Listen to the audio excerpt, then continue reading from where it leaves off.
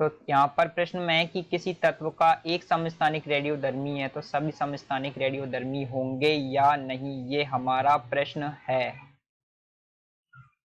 तो सबसे पहले हमें जानना होगा कि समस्थानिक क्या होते हैं। समस्थानिक क्या होते हैं? समस्थानिक वो तत्व होते हैं जिनका परमाणु क्रमांक तो समान होता है लेकिन परमाणु भार अलग अलग हो, उन्हें समस्थानिक कहा जाता है। समस्थानिक का मतलब होता है कि समान परमाणु क्रमांक जो कि समान स्थान पर पाए जाते हैं वो समस्थानिक होंगे। तो इनका क्या होता है, जो परमाणु क्रमांक होता है वो आपके समान होता है लेकिन इनका जो भार होता है वो आपके अलग अलग होता है, जो भार होगा वो अलग अलग होगा। और हम जानते हैं कि जो आधुनिक आवर्षण नियम वो इस नियम पर बनी हुई है कि तत्वों के रासायनिक गुणधर्म उनके परमाणु क्रमांक के बराबर के समानुपाती होते हैं।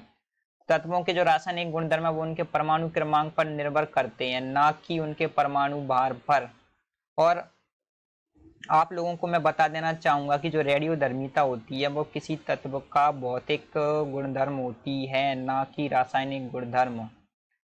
रेडियोधर्मिता आपके परमाणु क्रमांक पर डिपेंड नहीं करती, इसीलिए जो आपके रेडियोधर्मिता होती है वो आपके परमाणु क्रमांक पर निर्भर नहीं करती, परमाणु क्रमांक पर निर्भर नहीं है। रेडियोधर्मिता होती है वो आपके तत्व का भौतिक गुणधर्म होती है, ना कि एक रासायनिक गुणधर्म। रेडियोधर्मिता के अंतर्गत तत्व होता है वो अल्फा बीटा और गामा पार्टिकल उत्सर्जित करता है। आप इसका एक बहुत अच्छा सा एग्जाम्पल देखेंगे तो आप पाएंगे कि जो कार्बन होता है, कार्बन के 3 समस्थानिक होते हैं। जो कार्बन होता है 6 नंबर पे, इसके आते हैं एक तो कार्बन 12, एक होता है आपके कार्बन 13 और आपके एक होता है कार्बन 14। तो इनमें से केवल जो कार्बन 14 होता है जिसे आप रेडियो सक्रिय कहते हैं, यही रेडियो सक्रिय होता है। बाकी के दोनों कार्बन रेडियो सक्रिय नहीं होते हैं, क्योंकि यहाँ पर जो परमाणु क्रमांक है वो समान है और समान परमाणु क्रमांक का मतलब होता है इनके रासायनिक गुण समान होंगे, ना कि भौतिक गुण।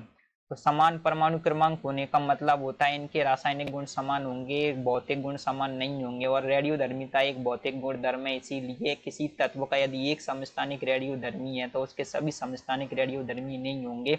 इसका बहुत अच्छा उदाहरण आप देख सकते हैं, जो कार्बन का उदाहरण ले सकते हैं।